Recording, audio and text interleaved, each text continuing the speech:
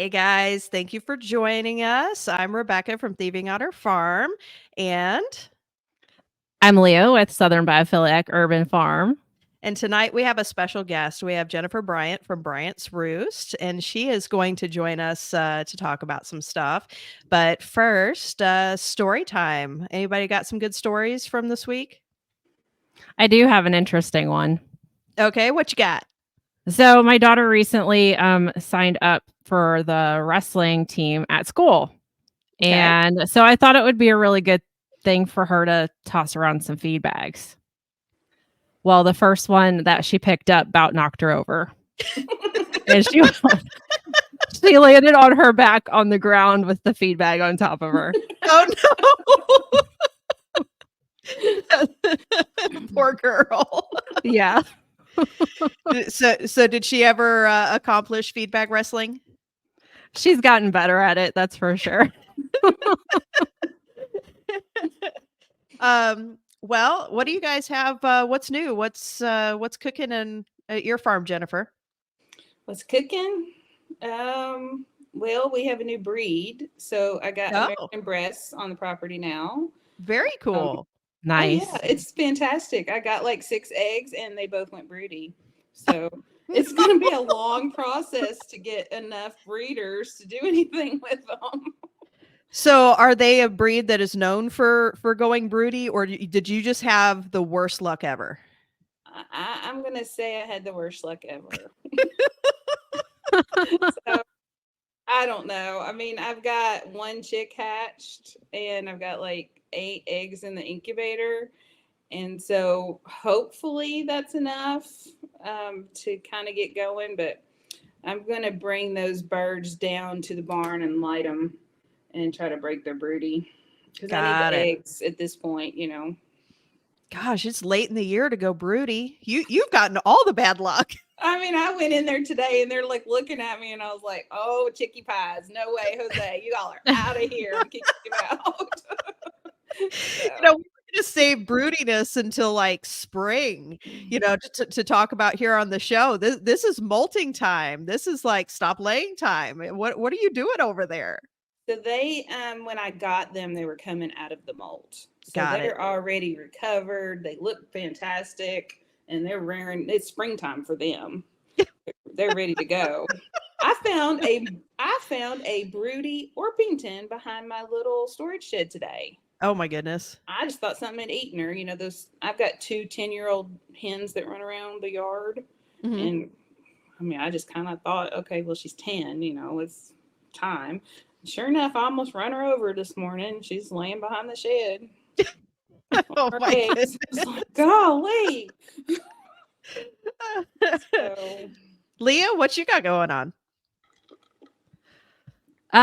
Well, after I tell my son that he's collecting the most precious eggs, he decides to drop them. Of course. Okay. Yep. Never fails. My favorite is, oh, I only need one more egg to fill this order, and I've only got one more egg left. Oops. Yep. I know. Yeah. My clean barn floor is polka dotted today with dropped eggs. Mhm. That sounds Yep. about right. Yep. Goodness, there's always something. Mhm. Well, Jennifer, we wanted to have you on today to talk about like fall winter culling for spring breeding. And we thought you'd be perfect to talk with us about this because you have a pretty good operation there and quite a few birds. And I would imagine that you probably also kind of cull down a little bit in the winter to get ready for spring.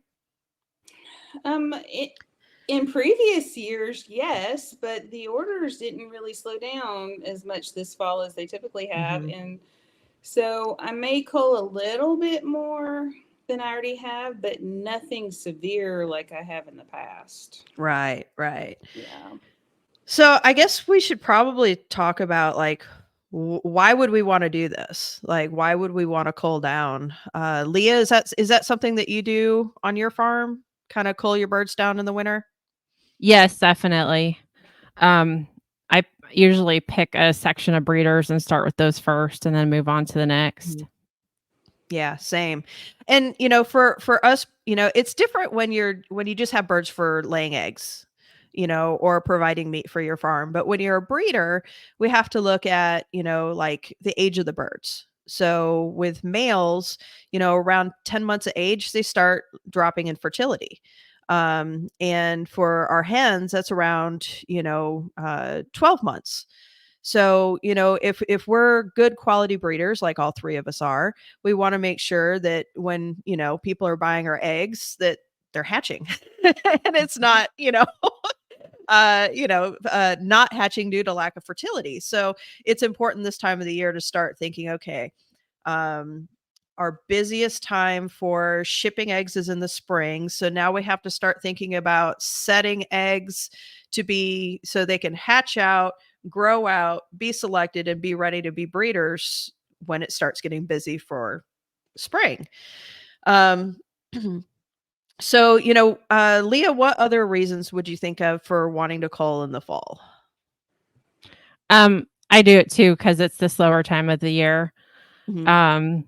It tends to be when sales start to really dwindle. So that's why it works out that time for us. Yeah, exactly. Try to save a little bit on feed. Our sales are a little bit slower. Um, so Jennifer, with your birds as they get older, do you see any issues with like their egg quality or anything like that, or do they stay pretty consistent? I mean, I would say they stay pretty consistent. Um, once mine are in the breeder cages, they pretty much stay. Mhm. I don't like put them out to pasture or anything afterwards. That's kind of like the rest of their life. So my hardest selection is more at the beginning, Mhm. straight out of the hatcher, and moving from brooder to brooder. And then I'm pretty hard selector on who gets to go to be a breeder. Mhm. But once they're in the breeder cage, I mean, I keep an eye on them, but there's not a whole lot that I cull for at that point. Got it. That makes sense. Hmm. What about you, Leah? Do you see any changes in the eggs as your birds get older? Occasionally on a few of them, Mhm. shell consistency can drop a little bit, or they'll start. It's almost like they kind of revert from, when they're a new layer and they have those odd shapes, Mhm. and then eventually start to revert back. Yep. I see that, and I see them starting to get like smaller as well, with some of them. And this is right as I'm about to cull them to replace them as, with new breeders. So this is at the end of the cycle we'd be using them. But I've got this little picture here to show. I just kind of went around some of my oldest birds, and these are some of my project lines that they're way older. They've been hanging around. It's like, oh man, how old are you? I need to check my notes. Hmm. But I'll pop this up here. You can see like Leah was saying, the bottom two are kind of a funky shape, and this you're getting some extra calcium deposits and some weird shell stuff. But that's when you start seeing those, there's a good chance your birds are getting old. So it's not a bad idea. You don't want to keep feeding birds you're not using. So it's when you start seeing that, it's time to start replacing your birds. um so, Leah, Jennifer was just saying that she doesn't necessarily, cull before, like during the year or anything like that. Do you do any kind of like sorting of your old breeders before you set eggs for spring? Yes, I actually just did all my fawns this Mhm. past week. So I culled those down. I've set all the eggs, and then we'll see what comes out of those. Awesome. I don't do two. I think I'm kind of halfway in between. So I'm kind of like Jennifer, at the end of the season, I'm like, you guys made it this far. This is great. Like, I like choosing my setting my eggs from my breeders at the end of the season, because those are the guys that did the distance. You know, you made it. You laid eggs, and I'm going to set the best eggs from those and weed out all the wonky ones, so that automatically is culling in that aspect. But you know I guess I do kind of look them through, look them over though, and just see, are there ones that maybe before I start setting those eggs for my spring breeders, that changes have occurred that I didn't necessarily see when I was sorting them when they were, little. And the big one is this picture here that I'll pop up real quick. So these are two roosters from the same pen, and one has an overgrown beak, and the other's beak isn't perfect, but it's way better than that first one. So I'm gonna go ahead and get rid of that first one and keep the second one. And that overgrown beak isn't something I would have seen at 8 or 10 weeks when I was sorting originally. So it's not a bad idea to go ahead and look through them. But again, depending on how many birds you have, that can be a pretty time consuming process. Mhm. Definitely.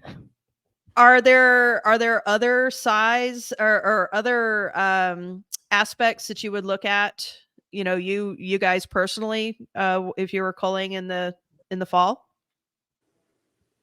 I take a really good look at my jumbos. The jumbo lines, just to see how their joints have like pulled through the year and everything. For me, that's a big one. Yeah, I agree. How they're carrying their weight. Are they, exactly with those jumbos, are they just laying around all the time? Are they able to get up and walk around? What about you, Jennifer? You focus mostly on jumbos. Well, yeah. So I'm a little bit, Carrie calls it ruthless. I'm a little more ruthless than you guys are, I think. So mine die off by age typically. Okay. If I look in there and somebody's got their leg broken or something's going on that I don't need in there, I have a little rolling cart that goes with me everywhere in the barn, and I mean they leave permanently. But these older breeders, my cages are all divided by age. So if I'm looking at my oldest cage and as they're dying off out of old age or something happened to them, then I start sorting them up because the cages get light in birds and you need that space. And so I start sorting them together. And as I'm doing that, then I will kind of look at them more closely. And if, like your picture there with the overgrown beak, I have a pair of dog toenail clippers. Mm-hmm. And if I need the bird, I'll clip his beak. If I don't need him, then I do the same as you. But I think that ruthlessness in that sense is what keeps us with such strong flocks as a foundation. So are you replacing your birds throughout the year as those cages dwindle down, or do you replace, like all your birds all at once? So I think we have to go back and look at one other thing that people don't really think about. And honestly, I didn't think about it before a couple of years ago, is we have to look at we have to try to guesstimate the market. Mm-hmm. So we only have a certain amount of cages available. I mean, I can only work so much in a day. And so I have to figure out how many of those cages I need to devote to farrows and how many to fee and so on and so on. And try to guesstimate what the market's going to be in the spring. And last year I guessed all kinds of wrong. So, I mean, but it's purely just a guess, I mean, you don't know what the orders are going to come in. And, it takes 12 weeks to regroup between incubating and then growing them out. I mean, 12 weeks and the season's over. So you got to try to guess as close as you can. I kind of got off topic there, didn't I?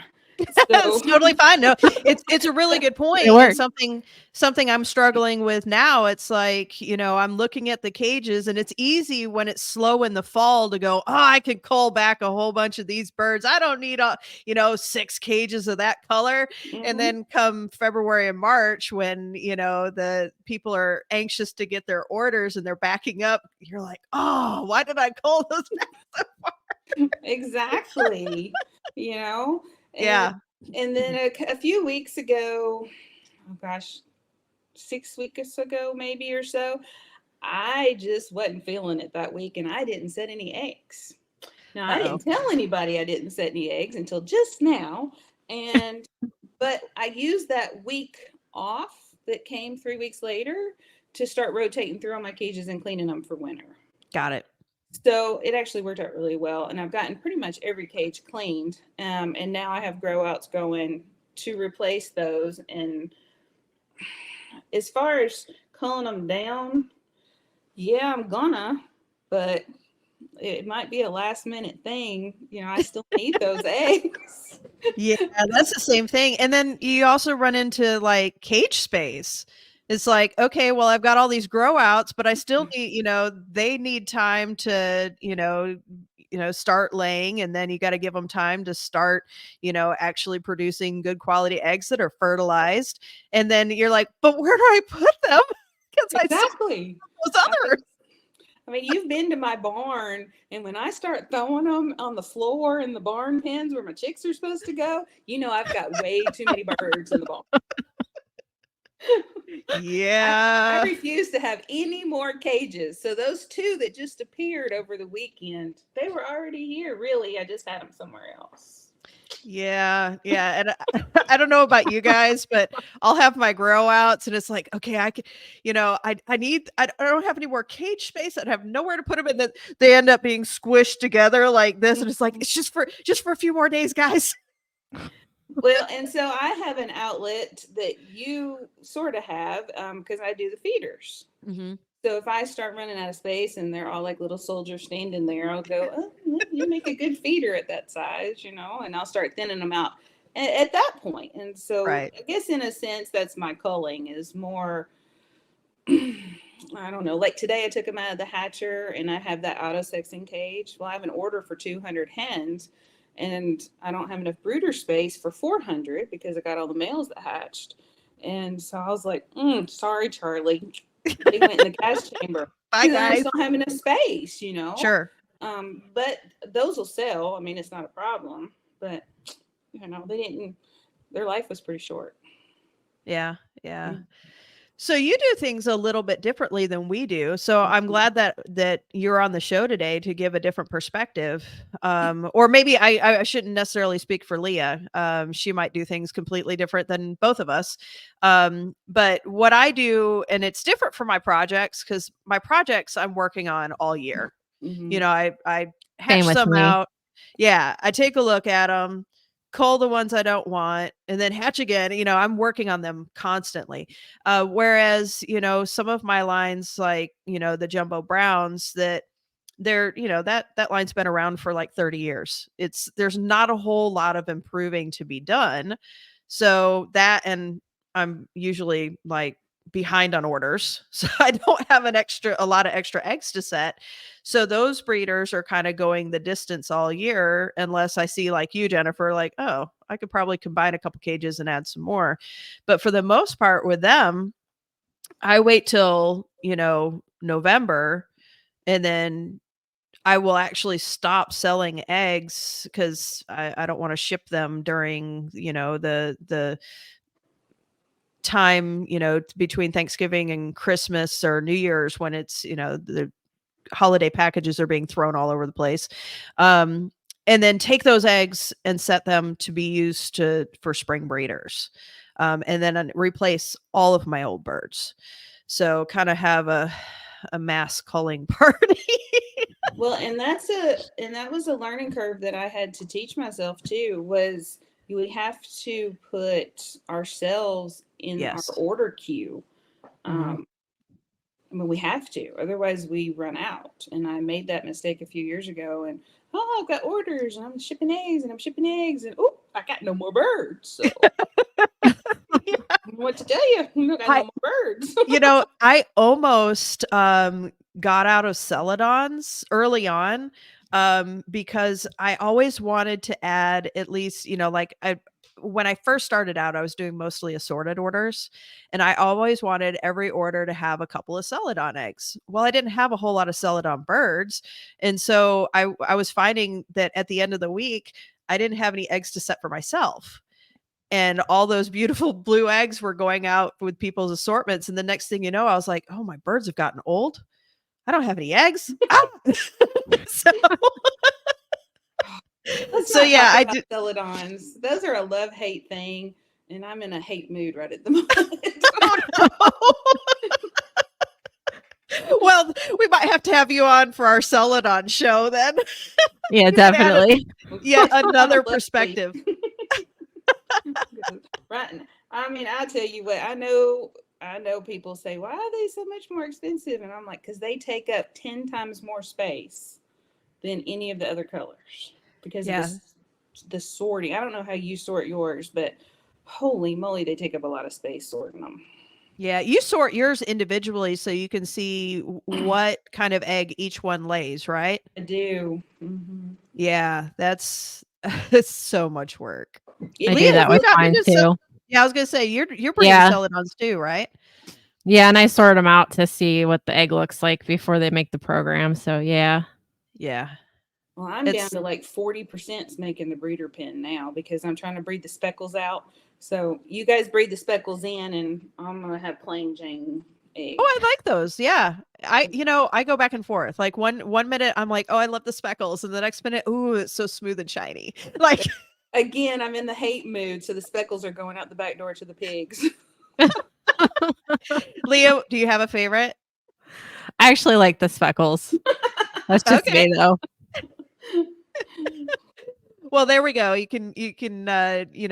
Jennifer will promote you as the non-speckled celadon eggs. There you And go. we can be the speckled. So, Leah, what do you do as far as your breeders? Do you replace throughout the year or do you do a mass cull? For the lines that are pretty set in how they are, they last the whole year. So that's Got like it. when I was saying earlier that I just did my fawns because they are hitting a year old right now. So I went through all of those. But yeah, like special projects, things I'm working on, I'm replacing and culling throughout the year. Yeah. Well, very cool. Anything else going on for you guys? Anything else you want to touch on?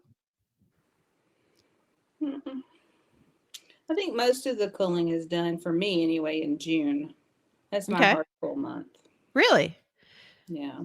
Is that, kind of just the end of your spring order craziness and knocking down numbers at that point or Um, yes, and by then I was sick of all of it because the chaos of the spring, but mostly because the older birds don't handle the heat as well.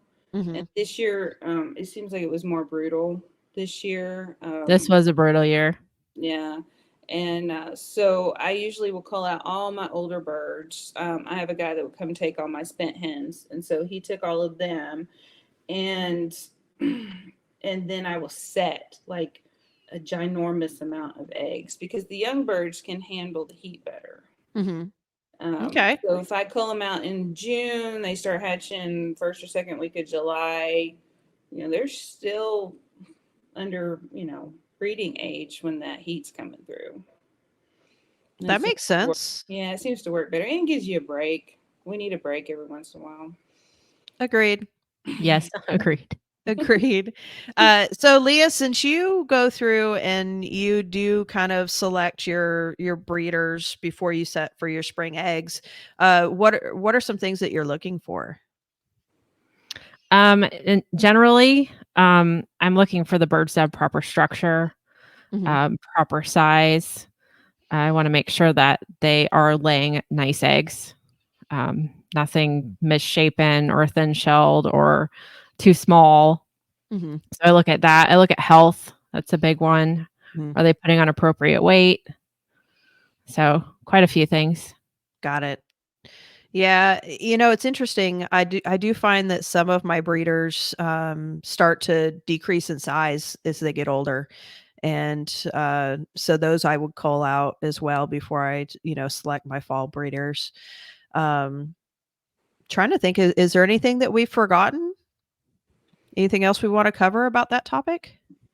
I think you could talk about selection from a younger age. You're talking about them as they're older, but their Mhm. replacements, you got to start at the hatcher, Oh, really. absolutely. Definitely. So I'm kind of mean to my babies. I mean, I only want the strongest to survive. So I can be a little on the harsh side with them. But that gets me the stronger birds in the end. Sure. You know, I pull the Definitely. heaters and stuff early. So, and then I put them up. They're on wire at a week old now. I started putting them up on wire, and then I move them totally off the heat before 3 weeks.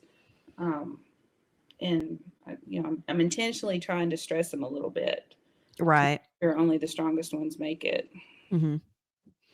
Yeah, culling hard in the beginning is a lot less work later on. And Oh, yeah. each generation, if you cull hard, you cull out the weak and the the defects and stuff like that. Later on, you're not going to have to cull nearly as hard. So being ruthless in the beginning is less work in the end. So I agree completely. Less feed wasted. Yes. Yes. 100%. Yes, less poop scraping, feed wasting work. Yes. Mhm. Yeah. Mhm. All right. I'm going to pause. All right. Well, thank you everybody for joining us, and Jennifer, thank you so much for joining us as well. It was great to have a different perspective. Mhm. So each week we bring you a coupon code, and Jennifer has agreed to jump in on that too. So feel free to use this code on each of our websites. And this week's coupon code is going to be fall10 for 10% off. So that'll be good for this entire week, and hope you guys have a great week. Take care. See ya. Bye.